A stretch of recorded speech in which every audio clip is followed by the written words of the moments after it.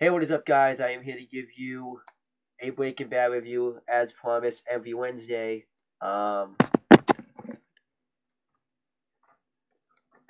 and this one's called "And the Bags in the River."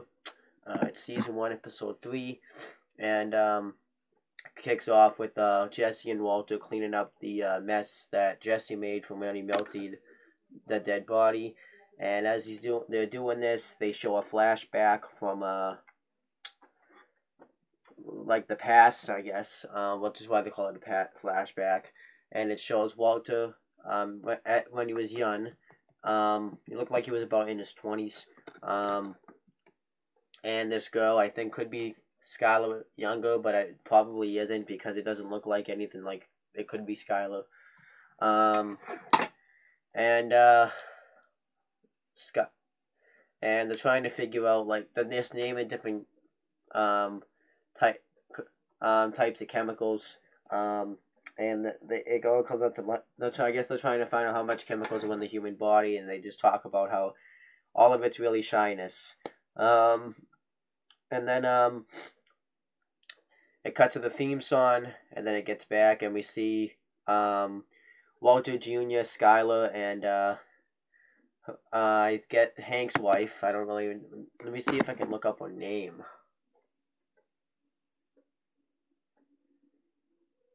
Maria. Um, and Walter Jr. gets a phone call from Lewis, one of his friends, I guess.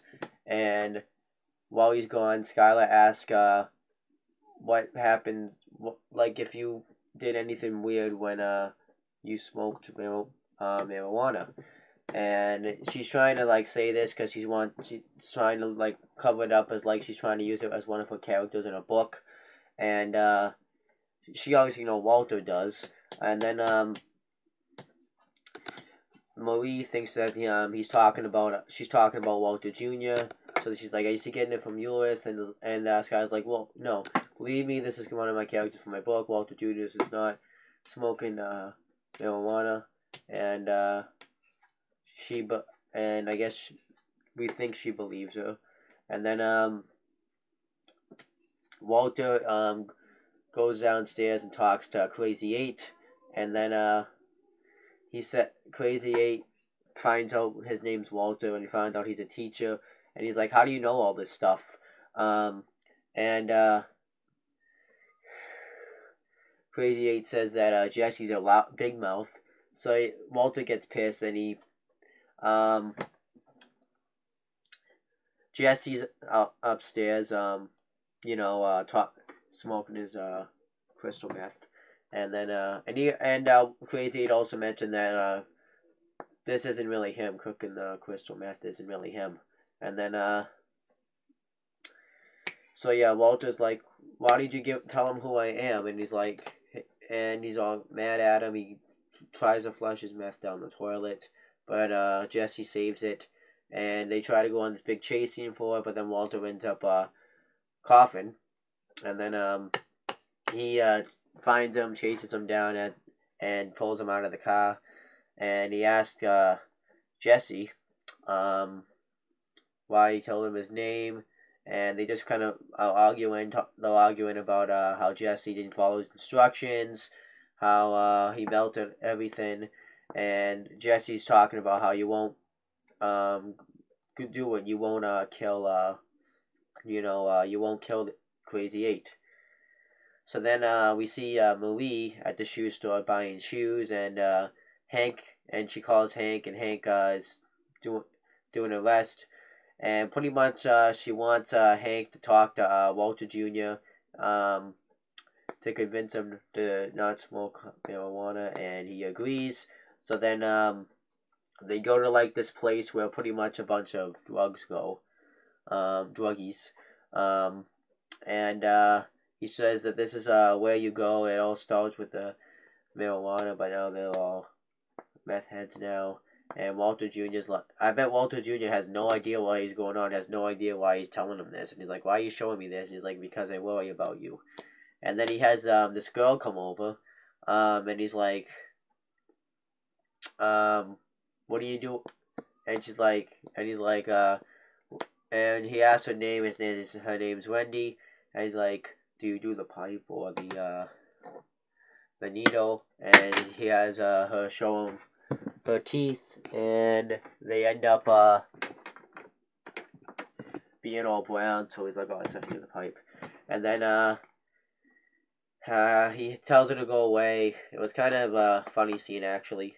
And when she walks in, we find out that Jesse was with her, and he's like, he didn't ask about me, did he? He's like, she's like, no, he probably just wanted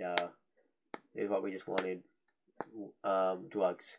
And then they have sex, and then Walter, we see him back at the place, Jesse's place, and he calls Skylar, and Skylar's not very happy with him. He lies, saying they'll do an inventory because she thinks that he still works at the car wash, and then she finds out that he doesn't anymore, and he says, I should have told. And she says, wherever you are, just stay there tonight. So she's pretty pissed at him.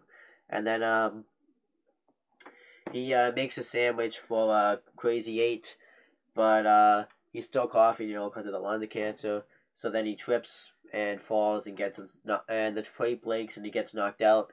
And then when he gets up, Crazy 8's like, you've been out for a while. And he's like, how long have I been out? 10 to 15 minutes. No, I thought he was going to say like 2 or 3 hours, but no, I guess they kept it realistic. So then he picks up the broken plates and he says he's going to make him a sandwich. I should mention when he made him the sandwich this time, this time he cut off the crust because Crazy 8 doesn't like the crusts. And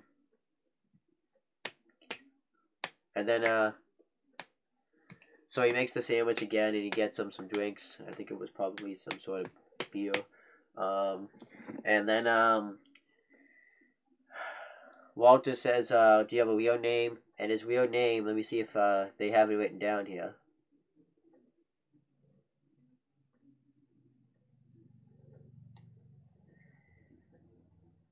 No, let me see. Oh, and but he did ask before when he woke up why he was coughing like that. Cough never knocks anybody out. He says, I have lung cancer. And it doesn't tell you, I think it's yeah,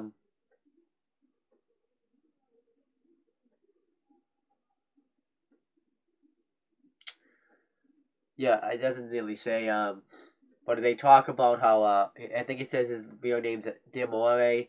It's whatever Sunday is in Spanish, so that's probably what it is.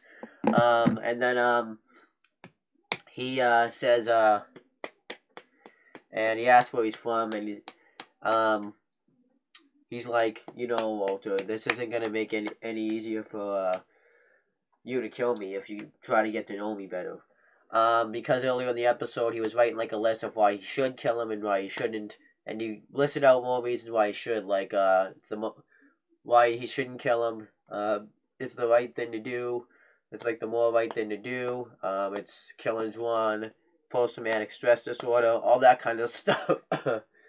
And the main reason, the only reason that he only wrote one reason now why he shouldn't kill him, and he said that he'll come after his entire family. So, yep. And then he says, why don't you, so Walter wants him to convince him why not to kill him. And Crazy 8 says, well, Demore, I'm just going to call him Crazy 8 because that's what I know him by. Crazy 8 says that, it's because, he'll agree to let this slide, that we'll never talk about this again, we'll never even see each other. He'll break that promise, but he says that people in my situation have made, their promise, so, it's not, so, it probably wouldn't stay as promised. So Walter says until he gives him a reason, he's just gonna stay there. And he tells him that he's like, and we find out that Crazy lives around town. He went to college to study business. Forget at which college. And they talk about how his father owned a business. Actually, he talks about how he originally went to study what's it called, for music, but he didn't want to. But his father talked him out of it, saying he didn't want him, that he wouldn't probably make any money unless he became like some sort of rock star, which isn't true because he could have been like a music teacher or something. So then he talked about how his father owned a business, and it's like a place where you would get all like baby supplies, I guess, and he's worked there before his entire life. And they tried like this commercial, so they started singing the song. And he talked about how his uncle came up with that song, and he also talks about how his uncle would use that song, to, you know, win over the ladies. And then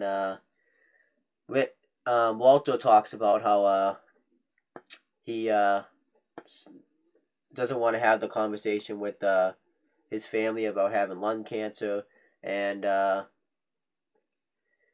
he says that we don't really we don't find out well why he wants to start cooking meth. It was just a random thing, and Crazy 8 even says it's not your thing, it's not your style. You need to get out of it before you get too far into it. And then he says he's gonna let him go because they were talking and they had a lot in common. But then somehow Walter finally realized that the plate that he had broken earlier, he takes that out of the trash, and he goes to put it back into one piece, and we find out that it's missing a piece. So we pretty much, I think you can see where this is going. So when he gets the key, he's like, so this is, Walter's like, is this all cool? And he's like, you're not mad? He's like, nah, this is all cool. You let me live. And he's like, you're not gonna stab me with a broken glass plate if I let you go, right? So then he had like a bike, a biker horseshoe strapped to his neck, so he pulls that and he chokes him, but then Crazy ended up stabbing him with the plate, but he ended up dying before he could do any further damage, and Walter was all upset because he didn't want. He was like, "I'm sorry."